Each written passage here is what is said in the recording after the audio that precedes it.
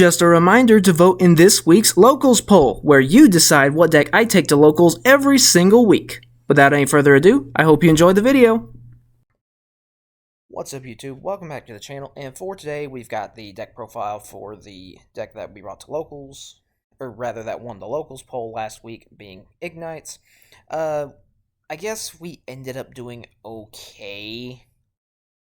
We did end up going 1-1, so it's about as good as we could have asked for, considering that most of this deck is just vanillas. So this is going to be the last deck profile for this deck that we have, unless it gets new support. But, yeah, definitely a cool deck. I really love the aesthetic, but unfortunately in 2026 it just doesn't do enough. So we're just going to go through this really quickly. We got 2 Gallant, 2 Veteran, 3 Cavalier, 1 Margrave, 3 Templar, 2 Paladin, 2 Crusader, and 1 Squire. These are all of our normal Pendulum guys, and all of these guys have the same Pendulum effect, where if you have an Igknight card in your other Pendulum zone, you can destroy both in your Pendulum zone to search for a Fire Warrior monster. We do also have Igknight Champion, just for monster removal that we can bring out of the deck from the effect of the Ignis Phoenix, the Draco Slayer, because he's always treated as an Igknight card. So yeah, basically you're just trying to get a bunch of guys on the board and just trying to swing over your stuff. Next for the spells, 3 Unexpected Die, of course, because all these guys, except for these last couple guys over here, are normal monsters. 2 Crossover, just to, again, try to break boards even more. 2 Summoner's Art to search out an appropriate scale that we need, because they're all either scale 2 or scale 7. 2 Ignites Unite, this is an extender. We pop an Ignite card that we control to special and Ignite from the deck. Works very well with the Ignis Phoenix here. 3 Ignite Reload, this is just some draw power, if so we can try to quote-unquote mulligan if we need to. 3 Piercing the Darkness, since we do play high-level normal monsters, and then use them for synchro summons. So, 2 Phoenix Gearblade, this is just to try to get extra attacks in for your monsters. Then 3 Ignition Phoenix, this gives a 300 attack and defense boost to all Ignites, and then you pop an Ignite card you control to search for an Ignite card. So, unfortunately, this is basically all that it does. It just pops your stuff to search and maybe special summon if you're lucky. Next, for the extra deck, we don't really summon these guys that often, so I'm just going to go through them quickly. 3 Doolittle Chimera, just because it's a generic fire link and boosts all fires.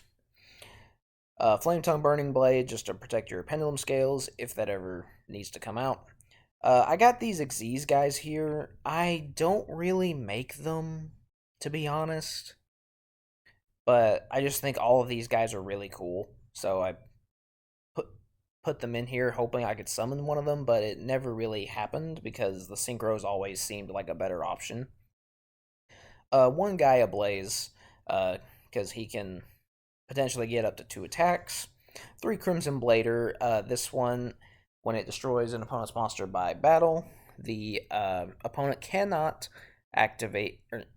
cannot special summon level 5 or higher monsters during the next turn. So that's actually kind of cool. And then 3 Ignister Promise, the Blasting Draco Slayer. This guy can special summon this guy from the deck. Then he can pop a card that we control, or specifically a Pendulum monster that we control, or is in the Pendulum zone, to shuffle a card on the field into the deck. Then moving on to the side deck here, we have a conversion side deck into a stun strategy here. So we got Triple Heat Wave. This is, of course, for us going first. 3 Pot of Extravagance, because we're not really going to be summoning the extra deck in the stun variant. So we just swap this for reload for Extrav, and that's our draw card. 3 summon breaker. Again, we just swap out the field spell for this. This is, just to kind of try to keep the opponent from doing too much, and it can catch the opponent off guard if they forget that it's there. 1 goes in, just to, make everything 1 attribute.